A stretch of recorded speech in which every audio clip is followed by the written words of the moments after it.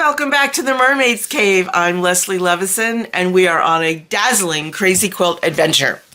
I just wanted to touch on a couple of things from last week. I talked about when you're working with satin and velvet or silk and velvet, anything where you've got a big discrepancy between the weights of the fabrics. So I wanted just to show you, I have a piece of satin brocade here. I'm going to just fold over my edge, and I've pinked my edge. When I cut velvet or anything that's going to shred, I use a pinking shear. It'll just save you a little trouble down the road. I'm just going to fold that over in my sloppy applique mode. And I'm going to just give that a quick baste.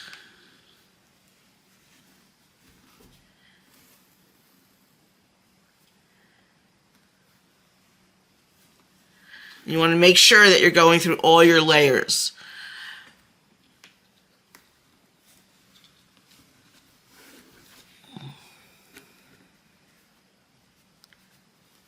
Oops. And then I'm just going to do a little back stitch here and cut it off. Now, I also mentioned if you're working with a lot of velvet and you don't want a huge bump where the seams meet, what you can do is stitch down or pin down your edge, like turn it over a little bit, and then put your next piece of velvet right next to it, butt it up against it, pin that in place.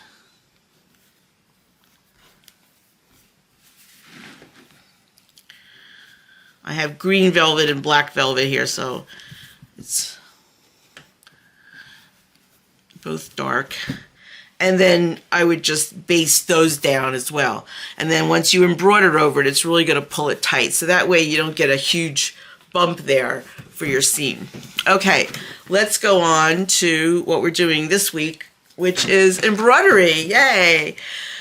So we're going to be doing some buttonhole stitch and French knots, straight stitch, and lazy daisy stitch. I call those three stitches the friends, the three friends. And we're going to be using a pearl cotton and some floss. Simple things. You can get these anywhere.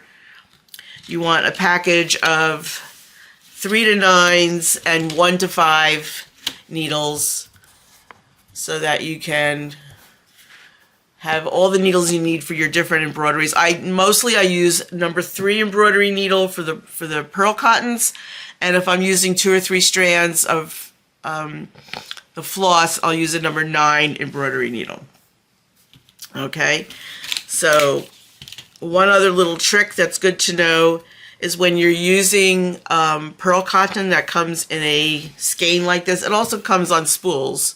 So you can get that you can get the 5 or the 8 or the 12. You take your,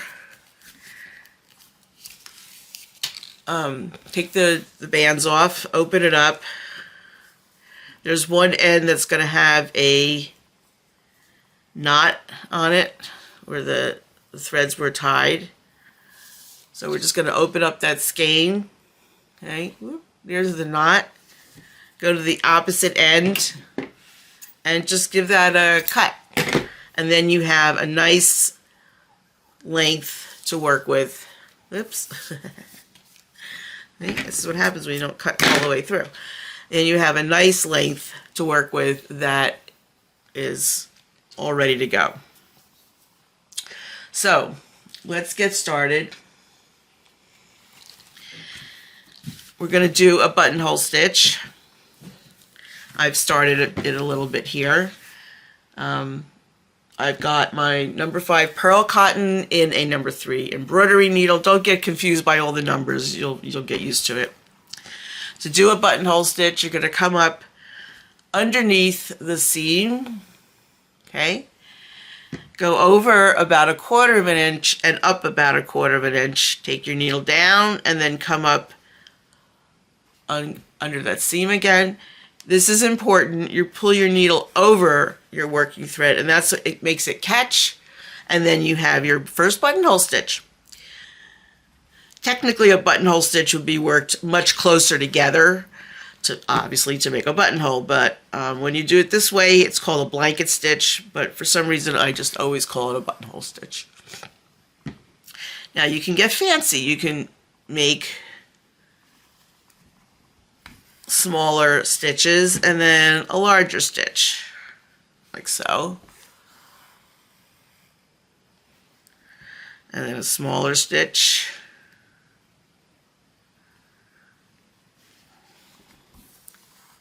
and a larger stitch. And you can do it in, you know, small, medium, large, medium, small, large. You know, you can play around with it. So here's an example of that, up and down like that. And this is a plain one. And then you can also go back and forth, so that you have kind of a wave, change direction. You can also make a stone wall. Just keep doing rows of buttonhole stitch, alternating where the center is, like a brick pattern. So I also want to show you a wagon wheel, which is a little tricky. That's this one here. Oops. There we go. That's this one here. It's very pretty. And to do that, to start that, you're first going to make a stitch this way. Like make a straight stitch. And then continue with a buttonhole stitch. And always come back to the center as where you're starting.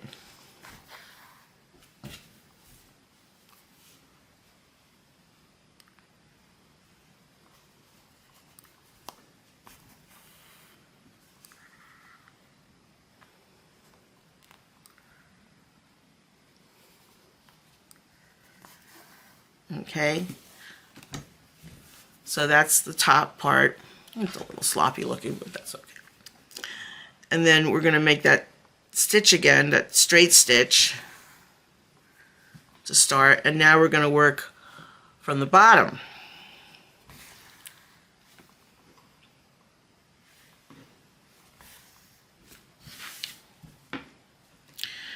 And you can make as many little petals as you'd like. Make it very close together, make it larger. Obviously, the finer thread you use, the finer your wagon wheel will be. Oops. Okay, and then you just continue going back and forth. Okay, so that's our 2 stitches for today, and then I'm going to show you, one stitch really with variations. Now I'm going to show you my 3 friends. So the first one is just a straight stitch, just very simple, and you would come up wherever you want to make it, take your needle down, come up to one side, go back to center,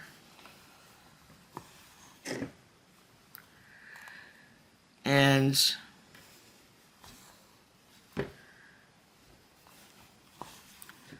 now I think at one time there was a popular embroidery known as chicken scratch, and that's basically what that is, because it looks like a chicken leg. So that's a straight stitch. You can do all kinds of fun things with that. This is just a line of those. You can do starburst kind of things. So here I've done straight stitches, I've had French knots and lazy daisy, which we're going to get to. This is a buttonhole that's been worked in a circle.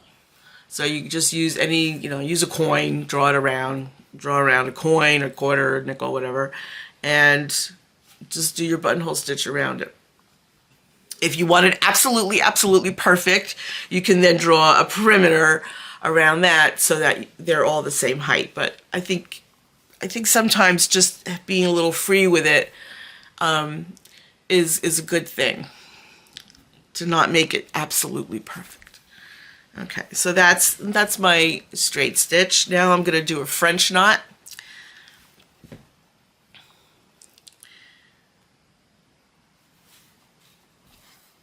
So I'm right-handed, so I'm going to hold my thread off to the left. I'm going to wrap my thread around a couple of times. Keep holding on to that thread, turn your needle back, go back down to where you first came up, hold on to that thread. That prevents your French knot from going boing. Okay. Hold on, and then at the very end, just let it go. Pull it through gently, not too tight. You don't want to pull it through the fabric. Okay, so again, I'm coming up.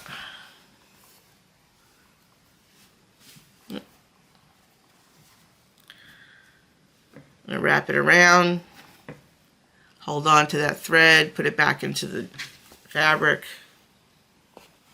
pull it through, and there you go. Now you can change the size of your French knot simply by changing how many twists you do, or the weight of the thread. So if you're trying to get an effect of, say, pebbles or sand or something, use different colors of the same, like different colors of green, or different colors for moss, or different colors of beige and gray for sand or pebbles, and different types of threads. So that'll give you texture. So those are my 3 French knots. And then the last stitch is the lazy daisy stitch. Again, you're going to just come up, take your needle back down to where you came up, hold on to your thread, keep it out of your way, come up about 1/8 of an inch, pull your needle over your thread, and that catches it, and then take your needle down on the other side of that loop to anchor it. So again, come up, make your loop, pull your needle over the thread, and then anchor your loop down. Okay, so those are your 3 stitches. I'm going to show you some variations here that I've done.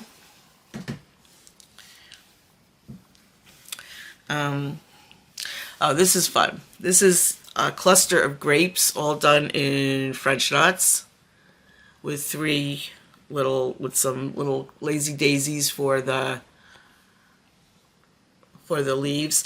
Now, I will say, if you're planning on doing a lot of French knots, the needle you want to get are milliner's needles. I thought I have a package of those here. And a milliner's needle, it was from the millinery, from hat making, from millinery trade.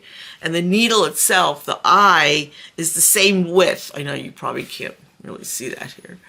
The eye is the same width as the rest of the needle. So when you make a hole in your fabric, it pulls it right through. The eye isn't bigger than the hole that the tip of the needle makes, which makes it a lot easier to pull it through. Yes. All will be revealed. So have some fun with that. I have one other thing to show you. Where'd it go? Here it is. I wanted to just go back to the velvet for a minute. And so here's an example of where I've put velvet over my lighter weight fabrics. This is this is a buttonhole stitch, and then I've added beads, and we are going to get to beads next week, so that'll be a lot of fun. What else? I don't think there's anything on here. We're going to have a lot of fun with beads, as you can see. So for next week, what I'd like you to have with you, in addition to what we've already worked on, are some bugle beads. Oops. Bugle beads, seed beads. You can get either size 9, 10, 11. If you really have problems seeing, if you know, working with tiny things is not your thing, get a number 6 or a number 8 seed bead. They're bigger.